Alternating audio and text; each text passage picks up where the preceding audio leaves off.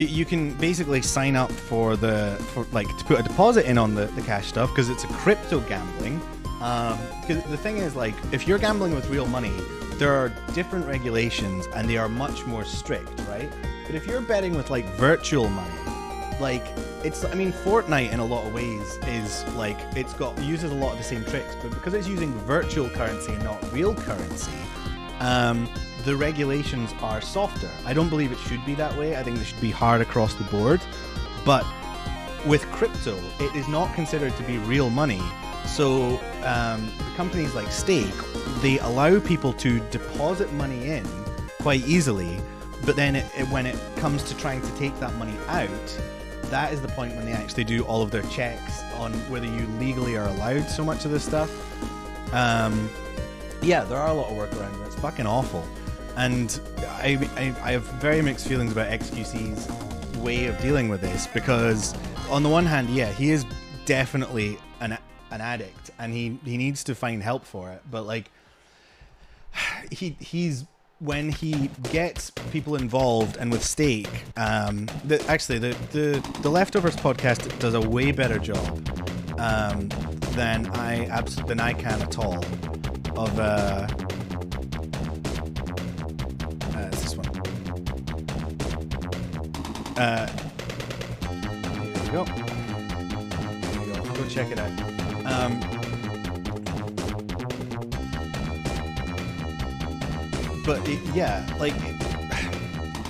I was saying this before. At my first job, I ended up working with some of the people in the gambling industry, and they are scumbags. They're fucking awful.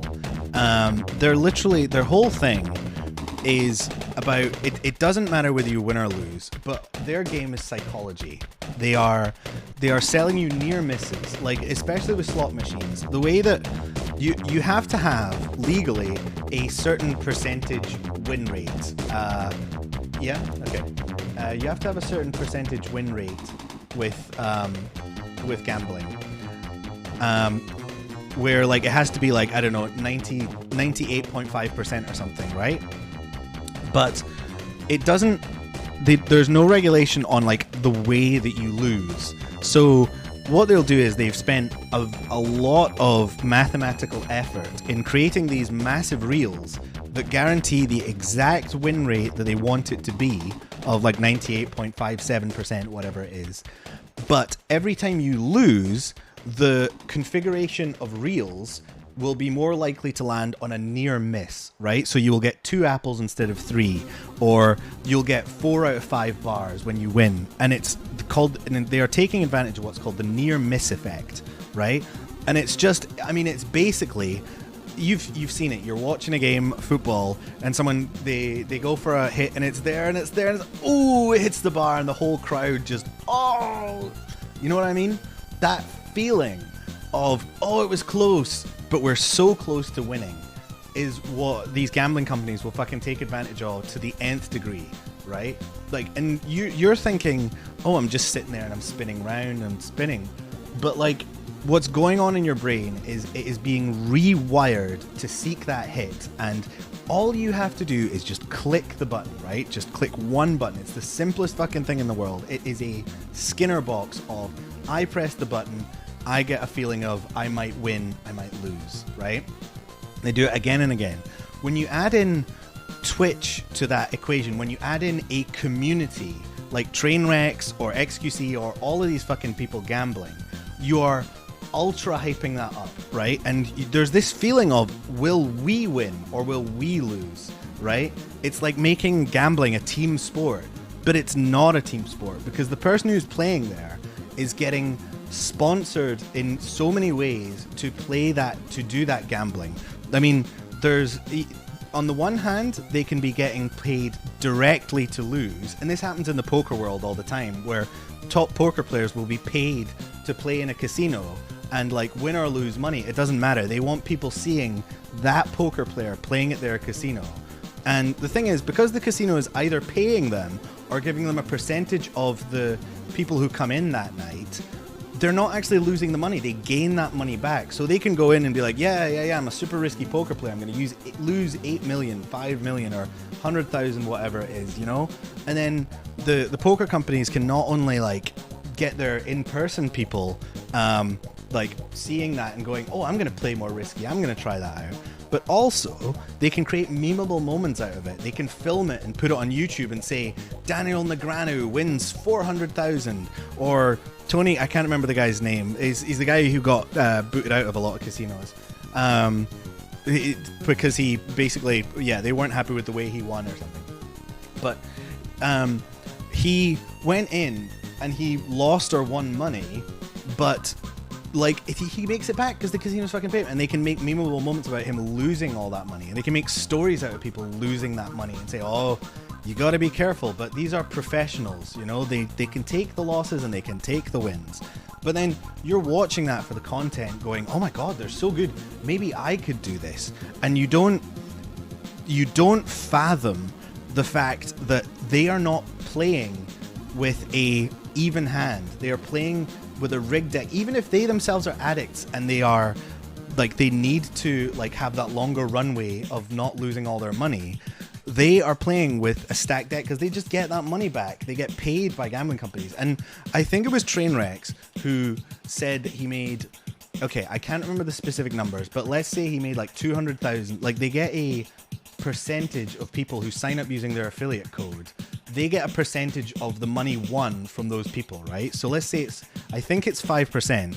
And if he wins, like, I don't remember the exact numbers, so I'm not saying one way or the other, but if he wins 500,000 a month for 5%, that's like, wow, that's a lot of money.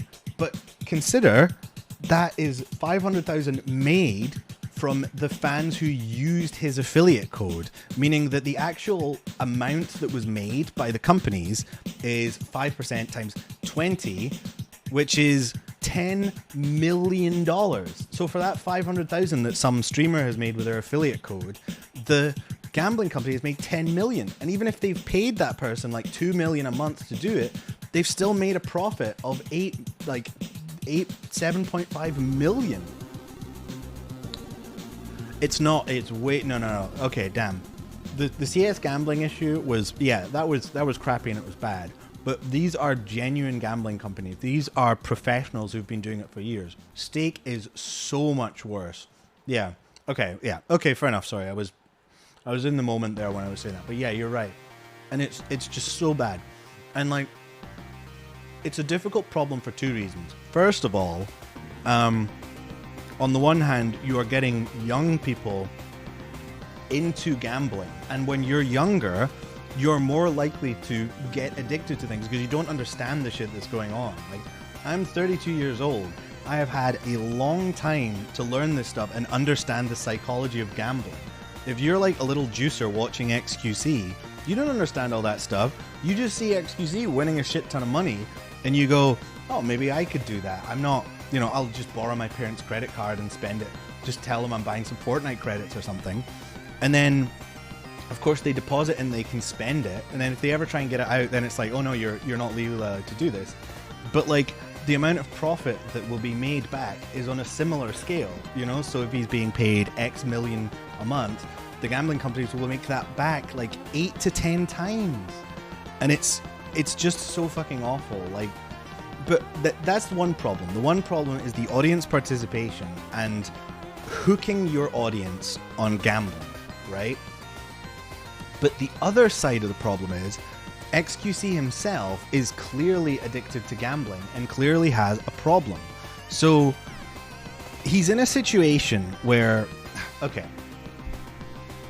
I don't know if this is a fair comparison, but it feels like it's similar to when a celebrity goes off the rails. Because when you have someone like, Johnny Depp's maybe not a good example, but there are certainly tons of celebrities who have had real drug problems in the past, right? But when they develop a drug problem, who's going to step in and tell them no and tell them you can't do this? When you're a certain type of influencer and you're surrounded by yes people and people who are like, just like, oh my god, you're the greatest ever, you don't get the help you need, right? Like, people who step in and say, you really need to stop, like, you need to take time away, are rare. And when you hear them amid a sea of people going, oh, there's no problem with it, or your chatter is just sitting there being like, it's fine, I understand that it's just a game and I'm not going to get addicted. Well, then the person themselves, their addiction is not being served by that, right? Like, they need someone or some mechanism to come in and help them to not be like in that state. But because of the way that the gambling regulation is set up, Twitch makes a profit off it because it's more viewers. Obviously, Stake makes a massive profit off it, so they are hunting for streamers to get into their web and fucking ruin along with their audiences. Oh wait, I don't have a chat. Oh, no, it's fine. And the streamer is screwed, the audience is screwed, the gambling company is raking it in, and they don't give a fuck. And Twitch, because they're so feckless about like regulating this stuff, they'd rather stop Amaranth from doing a dance in a pigeon head or something stupid, or stop Hassan from saying cracker. Like, fucking, it is bonkers insane, like the level of it. And it's just a reminder to me, at the heart of all this is money and capital, right? That is what is driving around all this fucking stuff, and everybody knows that it's bad. The gambling companies are like, oh, if we could make this money without you know, getting children addicted and potentially committing suicide, because gambling is like, it is the most suicidal addiction there is. Like, I believe that like 5% of gambling addicts attempted to take their own life. 5%, right? And I'm gonna look that up to make sure.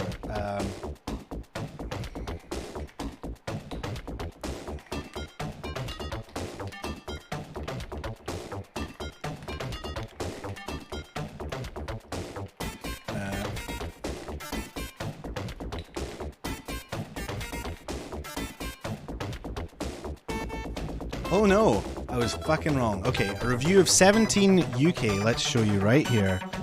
You ready for this?